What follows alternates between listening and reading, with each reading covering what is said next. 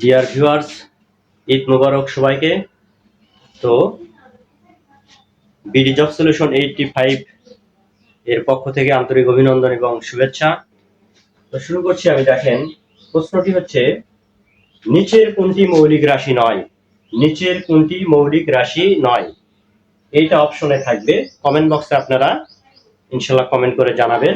দেখেন, এখানে আমি লিখেছি মৌলিক রাশি 7টি মনে রাখার কৌশল। আপনি কিভাবে মৌলিক রাশি 7টি মনে রাখবেন? মনে রাখার কৌশল হচ্ছে আপনি একটা দ্বীপের নাম মনে রাখবেন। সেই দ্বীপের নাম হচ্ছে দই-ভস্তার দ্বীপ। দেখেন, এটা আমি লিখেছি। এই দই হচ্ছে, দেখেন, দই-ভস্তার দ্বীপ, এটার নাম হচ্ছে 1 নম্বর হচ্ছে দৈর্ঘ্য, 2 নম্বর হচ্ছে দেখেন ভতে হচ্ছে ভর, ভতে হচ্ছে ভর, এবং 3 নম্বর দন্তস্বতে হচ্ছে সময়। 4 নম্বর তাতে হচ্ছে, দেখেন 4 নম্বর তাতে হচ্ছে তাপমাত্রা, তাপমাত্রা। 5 নম্বর ত মানে হচ্ছে তড়িৎ প্রবাহ।